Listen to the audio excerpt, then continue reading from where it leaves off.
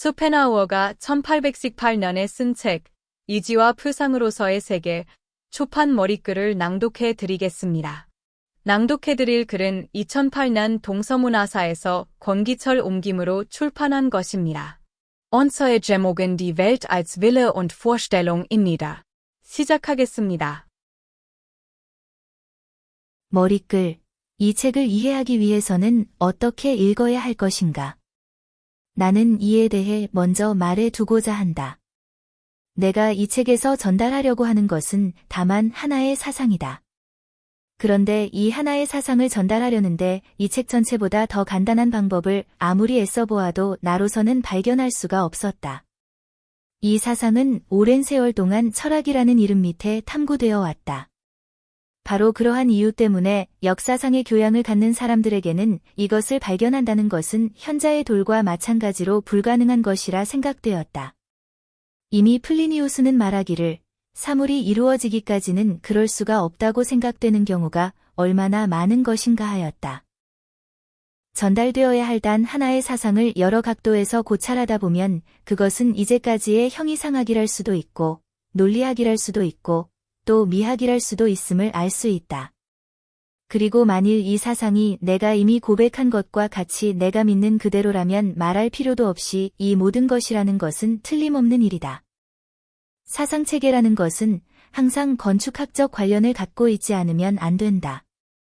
즉 거기에서는 언제나 한 부분이 다른 부분을 지탱하는 반면에 다른 부분으로부터는 하등의 지탱을 받지 않고 마지막으로 초석은 다른 어떤 부분의 지탱을 받지 않으면서 모든 다른 부분을 지탱하며 꼭대기는 모든 다른 부분의 지탱을 받고 있으면서도 다른 부분을 떠받고 있지 않는 그러한 관계와 같다.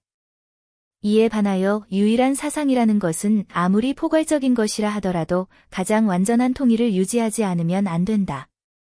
그럼에도 불구하고 만일 이 사상이 전달되기 위하여 여러 부분으로 분해되는 경우에는 이 여러 부분의 관계는 유기적인 것이어야 한다. 즉 각 부분은 전체에 의하여 보존되는 동시에 전체를 유지시키고 어느 부분이 먼저고 어느 부분이 마지막이라는 것도 없이 어느 부분에 의해서도 사상 전체의 명확성이 더하고 더욱이 어떠한 미미한 부분이라도 이미 앞서 전체가 이해되지 않으면 완전히 이해할 수 없게 된다는 연관성인 것이다. 그런데 책이라는 것은 처음 시작되는 줄과 마지막 끝나는 줄이라는 것이 있어서 그러한 한계 속에서는 내용이 아무리 유기체와 같다 하더라도 모양으로서는 항상 같다고 할 수 없을 것이다. 따라서 여기에서는 형식과 실질은 서로 모순을 면치 못하게 된다. 그러므로 이러한 사상을 깊이 이해하려면 이 책을 제독하는 길 이외에는 방도가 없을 것이다. 더욱이 처음 읽을 때에는 시작 부분이 마지막 부분을 전제하는 것과 거의 같은 정도로 마지막 부분이 시작의 부분을 전제하고 마찬가지로 앞의 부분의 뒤의 부분을 전제하는 것과 거의 같은 정도로 뒤의 부분이 앞의 부분을 전제한다는 자발적으로 갖게 되는 신념에서만이 생기는 강한 인내성을 가지고 읽어야 할 것이다. 내가 여기서 거의 라고 말한 것은 꼭 그렇게 되지 않기 때문이다. 그리고 내가 뒤에 가서 비로소 약간 해명될 것을 미리 말하기 때문에 할 수 있는 것과 또 일반적으로 되도록이면 알기 쉽게 명백하게 하기 위하여 도움이 될 만한 것은 충실하고 성실하게 행하였기 때문이다. 실제로 만일 독자가 독서를 하는 경우에 그때그때 말하여지는 것만을 생각지 않고 거기에서 생길 수 있는 여러 가지 가능한 결론도 함께 생각하지 않는다고 한다면 이상 내가 행한 것들은 어느 정도 성공하였을는지도 모른다. 그러나 여러 가지 가능한 결론에 의하여 현대의 여러 가지 견해와 또 독자들이 갖는 여러 가지 견해에 아마 실제로 모순되는 점이 많을 것이다. 그 점 외에도 더욱 많은 다른 예견적인 결론과 상상적인 결론이 여기에 부과되는 경우가 있기 때문에 그렇게 되면 단순한 오해에 불과했던 것이 크나큰 비난이 되어 나타날 것임에 틀림없다. 그러나 나로서 애쓴 서술의 명확성과 표현의 명석이 여기서 언급된 내용의 직접적인 의미에 관해서는 아마 추호의 의혹을 줄 여지가 없는 것으로 알고 있다. 그럼에도 동시에 다른 모든 사람에 대한 그것과의 관계를 표현할 수 없기 때문에 세상 사람들에게 실제의 사태를 인식시켜주는 데는 어려움이 있다. 그런 고로 이미 말한 바와 같이 이 책을 처음에 읽을 적에는 두 번째 읽게 될 때에는 많은 것이 아니 모든 것이 전혀 다른 모습으로 보일 것이리라는 확신과 참을성이 필요하다. 더욱이 극히 어려운 문제를 취급하는 것이기 때문에 그것을 완전히 이해하게 하고 되도록 쉽게 이해할 수 있도록 노력한 나의 정성을 참작하여 너그럽게 봐주길 바란다. 전체적인 구조가 유기적이고 사슬로서 이은 것처럼 될 수 없다는 점에서 간혹 같은 곳에서 2번 되풀어 언급할 필요도 있었다. 그리고 바로 이러한 구조와 모든 부분 간의 밀접한 연관성 때문에 나로서 다른 경우에는 극히 중요하다고 여기지만 이 책에서는 장과 절로서 나누지를 못하고 부득이 4개의 주편, 이른바 하나의 사상을 4가지의 관점으로 나누는데 만족하지 않으면 안 되게 되었다. 이 4가지의 어느 하나를 읽더라도 거기에 필요상 논의하여져야 할 여러 가지 세부적인 일에 마음이 끌려 그런 것들이 소속되어 있는 근본 사상과 서술 전체의 흐름을 놓치지 않게 특히 조심하지 않으면 안 된다. 이것이 여기서 호의를 갖지 못하는 독자에 대한 첫 번째 요구이며 이것은 다음에 말할 요구와 마찬가지로 불가결의 요구사항인 것이다. 두 번째의 요구는 이 책을 읽기 전에 그 서론을 읽어달라는 것이다. 사실 그 서론은 이 책에 들어있지는 않고 5년 전에 출판되어 충족 근거의 원리의 4가지 근에 대하여 하나의 철학 논문이라는 표제를 갖고 있다. 이 서론의 예비 지식을 갖지 못하고 이 책을 적당히 이해하기란 불가능하다. 더욱이 그 논문의 내용은 마치 그것이 이 책 속에 포함되어 있는 것처럼 이 책의 도처에서 전제되어 있는 것이다. 그런데 만일 그 논문이 이 책보다 몇 해 앞서서 나오지 않았다 하더라도 실제에 있어서는 아마 서론으로서 이 책의 권두에 게재되지 않고 제1권에서는 그 논문에서 말한 것은 생각해 놓고 있으므로 벌써 이러한 공백이 혹종의 불비를 나타낸다고는 하나 이것은 그 논문을 항상 인용해 줌으로써 보충해 주어야 할 것 같다. 나는 지금 같으면 그때의 논문의 내용을 더 훌륭하게 표현할 수가 있을는지도 모른다. 특히 그로부터 당시 나는 너무나 강하게 칸트 철학에 사로잡혀 있었기 때문에 사용한 몇 개의 개념, 가령 범주라든가 외관, 혹은 내관이라 하는 것들을 씻어 없애버린다면 더하겠지만 그럼에도 불구하고 나는 한 번 쓴 것을 다시 써서 고친다거나 한 번 충분히 말한 것을 고생하여 다른 말로 다시 표현한다든지 하는 것이 몹시 싫어서 감히 이 길을 택한 것이다.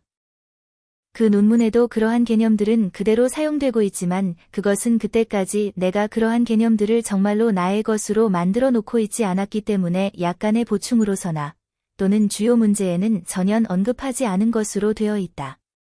그러므로 그 논문의 이러한 여러 가지 부분을 정정한다는 것은 이 책을 읽음으로써 자연히 독자의 사상에서 행하여져 갈 것이다. 그러나 만일 독자가 그 논문에 의하여 근거의 원리가 무엇이며 무엇을 못하는가, 그 원리의 타당성은 어디까지 뻗치며 어느 지점 이상은 미치지 못하는가 하는 것을 완전히 인식하고 근거의 원리가 모든 사물에 앞서서 존재하지 않고 이 원리의 결과로서 또는 이에 상응하여 이른바 그 계열로서 전 세계가 존재하는 것이지 원리는 오히려 이떠한 종류의 객관일지라도 항상 주관에 의하여 제약된 관객이 주관이 인식작용을 하는 개체인 한에 있어서 어떠한 곳에서도 반드시 인식될 때의 형식에 불과하다는 것을 완전히 인식하여야만 비로소 내가 이 책에서 시도한 이제까지의 모든 철학적 사색의 방법과는 전혀 다른 방법을 배울 수 있을 것이다. 그러나 내 자신이 이미 이전의 논문에서 말한 것을 그대로 옮긴다든지 혹은 꽃 같은 것을 다른 말이나 보다 서투른 말로서 다시 말하기는 싫기 때문에 또 하나의 다른 결함이 이 책의 제1권에서 생겼다. 즉 나는 이 책에서는 시력과 색채에 관하여라는 나의 논문의 제1장에서 정상적으로는 이 책에 그대로 포함되어야 할 것들을 모두 생략하여 버렸다. 따라서 이전의 이 논문도 독자들이 알고 있는 것으로 하겠다. 끝으로 독자들에게 해야 할 세 번째 요구는 말하지 않아도 상상할 수 있을 것이다. 왜냐하면 그것은 2000년 이래 철학에서 나타난 가장 중요한 그리고 우리들에게 가장 가까운 현상을 알아달라는 요구이기 때문이다. 즉, 그것은 칸트의 주저에 관한 것이다. 실로 칸트의 주요 저서를 읽는 사람이 그의 정신에 받은 영향을 이미 이전에도 말한 바와 같이 장님이 내장 안의 수술을 받는 것과 비할 수 있을 것이다. 여기서 이 비유를 그대로 적용한다면 나의 목적은 그 수술의 결과가 좋은 사람들에게 내장 안경을 제공하려고 하였다는 것으로 표현해야 좋을 것 같다. 즉, 내장 안경을 사용하기 위해서는 내장 안의 수술이 무엇보다 필요한 조건인 것이다. 따라서 나는 위대한 칸트가 성취한 업적에서부터 출발한 것은 물론이었지만 그렇기 때문에 나는 더욱 열심히 그의 여러 저서를 연구하게 되었고 그 속에서 중대한 오류도 발견할 수 있었던 것이다. 여기서 나는 그의 교설 속에 있는 진실한 것과 탁월한 것들을 순전히 그 속에서 정화하고 가정하며 또한 응용할 수 있도록 그 속에서 오류를 가려내어 버리도록 설명할 것이다. 그러나 너무나 빈번한 칸트에 대한 반론으로 서술이 중단되거나 혼란되거나 하지 않기 위하여 반론은 특별한 부록에 삽입토록 하였다. 이미 말한 바와 같이 이 책은 칸트 철학을 알고 있을 것을 전제로 하고 있기 때문에 동시에 이 부록도 알고 있는 것으로 한다. 그러므로 부록을 먼저 읽어보는 것이 우선일 것이다. 그 부록의 내용은 마침 이 책의 제1권과 밀접한 관계를 갖고 있기 때문에 더욱 그러하다. 또 한편으로 말하면 사물의 성질상 부록의 각처에서 본문 자체를 인용하지 않을 수 없었던 경우도 있었다. 즉 그 결과 부록은 저작의 주요한 부분으로서 제독하지 않으면 안 되는 것이 된다. 이러한 이유로 이 책에 논술될 사항에 관하여 근본적으로 알아두어야 할 유일한 철학은 칸트 철학임을 전제해 두어야 한다.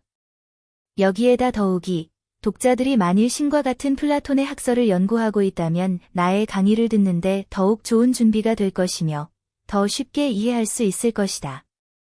그러나 만일 독자가 여기서 베다의 은총을 받고 있다고 한다면 베다의 길은 우파니샤드에 의하여 열렸던 것이지만 이것은 내가 보는 바에 의하면 얼마 되지 않는 이번 세기가 이전의 세기에 대하여 자랑할 수 있는 가장 큰 장점이다. 이것은 산스크리트 문학의 영향은 15세기에 그리스 문학의 부흥이 미친 영향보다 적지 않을 것이라 생각하기 때문이다. 그러기에 되풀이 이야기하지만 만일 독자가 이미 태고의 인도의 지혜를 받아 정화하였고 혹은 정화되기 위하여 받아들였다면 그러한 독자는 나의 눈수라는 바를 알아듣는데 더욱이 저기로서 보는 자가 적지 않을 것이다. 그러나 앞에 말한 바와 같은 독자라면 그러한 일은 없을 것이다. 그 이유는 불손한 말 같지만 않다면 나는 다음과 같이 단연하여도 좋다고 생각하기 때문이다. 즉 우파니샤드를 형성하고 있는 하나하나의 단편적인 말은 모두가 내가 전하고자 하는 사상에서 결론적으로 도출되는 것들이다. 그러나 그 반대로 나의 사상이 이미 우파니샤드 속에 발견된다고는 말할 수 없다. 여기서 대부분의 독자들은 기필코 분통을 참지 못하고 오랫동안 참고 온 비난의 소리를 높이면서 다음과 같이 말할 것이다. 도대체 어찌하여 너는 한 권의 책을 대중 앞에 내놓으면서 갖가지 요구와 조건을, 더욱이 그 중에서 처음의 두 가지와 같은 건방지고 불손한 요구와 조건을 내걸 수가 있단 말인가? 특히 오늘날엔 독특한 사상은 어디에서나 나타나고 독일만 하더라도 그러한 사상이 매년 내용이 풍부하고 독창적이고 그리고 참으로 필요 불가결한 3000권이라는 저서로서도 나타났다. 기타 무수한 정기간행물과 인쇄기로 뽑아내는 일간 신문들이 일반 민중의 공동 소유의 재산이 되는 시대에 특히 독창적이고 심오한 철학자가 얼마든지 있는 독일만 하더라도 과거 수세기에 연이어 나온 것보다 더 많은 이와 같은 철학자가 동시에 현존하고 있는 시대에 어찌하여 그와 같은 요구와 조건부로서 대중 앞에 한 권의 책을 감히 제시하려고 하는가라고 또 독자는 격분하면서 이렇게도 물을 것이다. 한 권의 책을 읽는데 그렇게 복잡한 일을 하지 않으면 안 된다면 도대체 어떻게 해서 결말을 내겠다는 것일까 하고.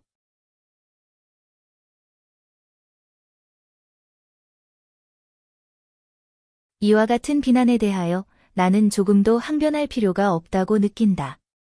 느게 그들에게 미리 경고하고 요구할 조건을 충족하지 않고서는 이 책을 통독하여도 아무런 소용도 없기 때문에 읽는 것을 중지하여야 한다고 말해주는 것이다. 그들이 시간을 허비하지 않게 하여 준 데 대하여 오히려 나에게 어느 정도 감사해 줄 것을 기대하고 있다. 특히 이 책은 그들의 성벽에 맞지 않고 오히려 항상 소수의 사람의 것일 것이며 그런 고로 사고법으로 그것을 감상하여 줄 소수자를 침착하고도 겸손하게 기다리지 않으면 안 된다는 것은 더 말할 나위도 없다. 왜냐하면 이 책이 독자에게 요구하는 번잡한 준비와 까다로운 노력은 덮어둔다 하더라도 역설적인 것을 허위와 하등의 구별 없이 간주해버린다는 엄청난 정도의까지 지식이라는 것을 접근시켜버린 현대의 지식인들은 자기로서 참되고 확정된 것이라 생각하고 있는 것들을 정면으로부터 반대하는 사상을 페이지마다 읽을 것이니 어떻게 참고 견딜 수 있겠느냐 하는 것이다. 그리고 또 지금 현존하고 있는 어느 대철학자 F.H. 저코비는 실로 사람의 마음을 감동시키는 여러 가지 서적을 저술하였다.